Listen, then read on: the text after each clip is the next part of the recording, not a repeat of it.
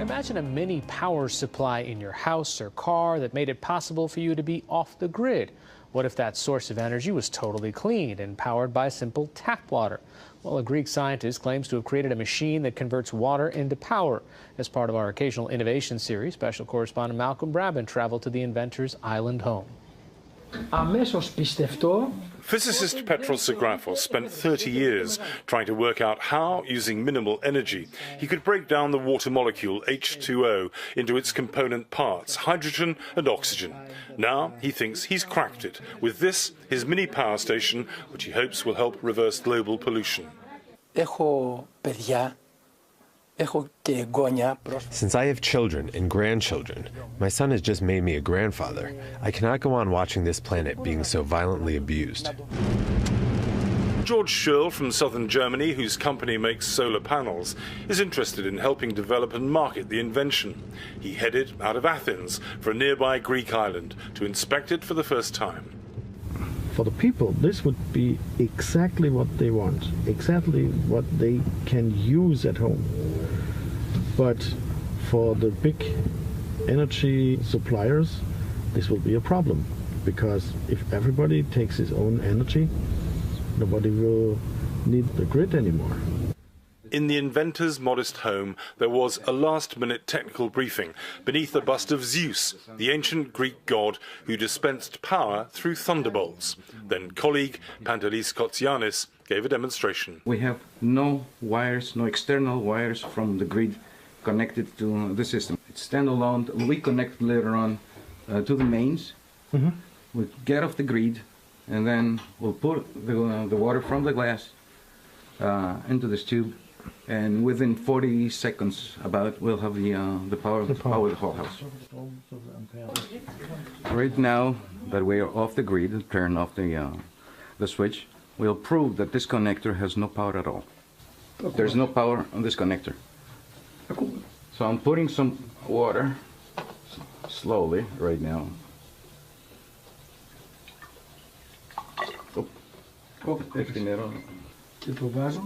And we just connect the mains right now to the machine. And the lights are open now.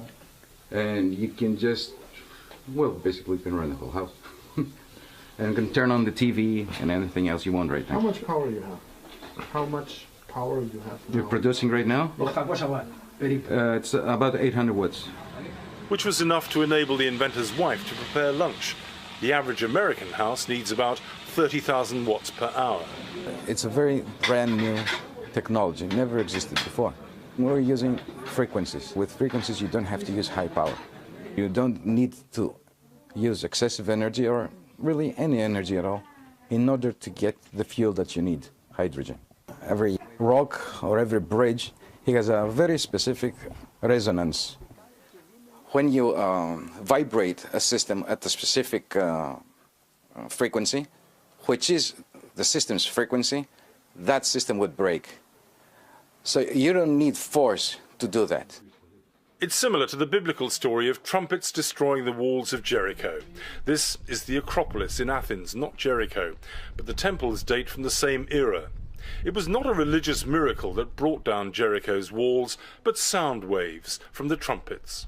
The inventor claims water can be unlocked in the same way. There are 3 stages to this machine. The first is motion. The act of pouring the water generates energy to start the resonance process. The second is oscillation. A new compound created by the inventor helps to produce the hydrogen. The third is the exhaust system, where the only byproduct is room temperature water vapor. Despite having rich potential for renewable energy, Greece is heavily dependent upon fossil fuel. Much of its electricity comes from lignite, a peat-like substance transported along conveyor belts from vast open cast mines. Lignite is one of the world's most polluting fuels, and according to environmentalists, these plants are responsible for ailments such as cancer that cost the Greek health service up to $4 billion a year. The sea used to provide us with all the fish we needed, But now, I can see that life is diminishing on the planet, and its human beings are responsible for this. So I would really like this invention to be made available worldwide so that it may halt further destruction of the planet as much as possible. The science employed by Zographos has been validated by a committee of Greek physicists. Independent engineer Lampis Tomasis was a skeptic, but is now a believer.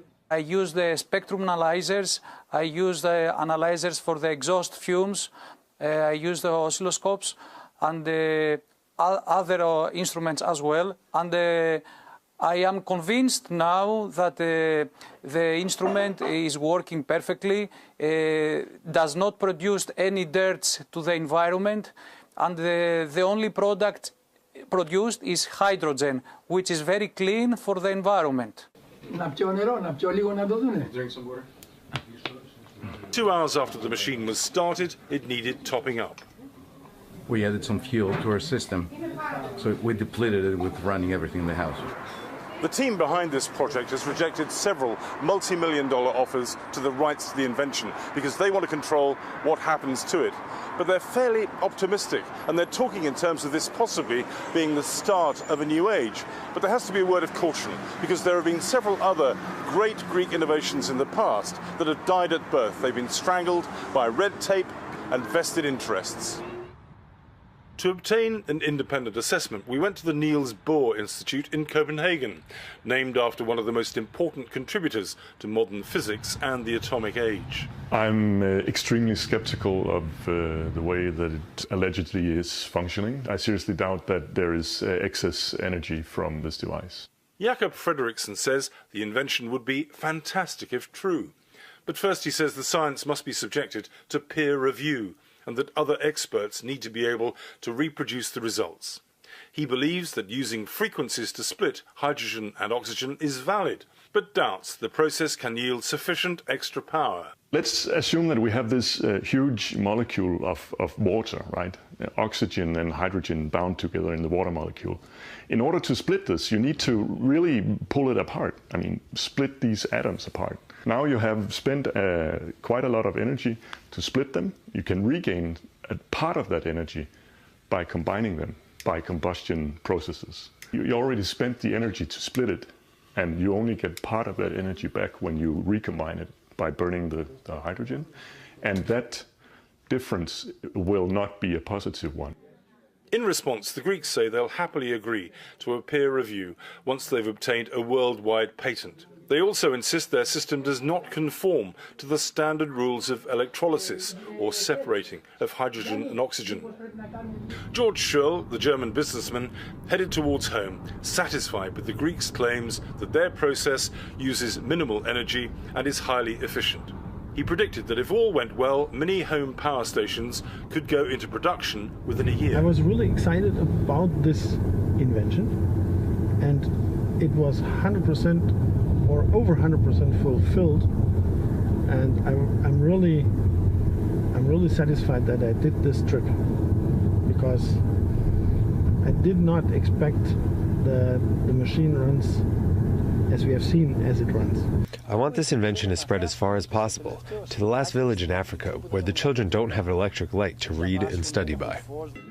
The next test for Petros Zographos and his team will be to build a 200-kilowatt machine, about the size of 2 fridges, to light up a small Greek island, fueled by the surrounding water.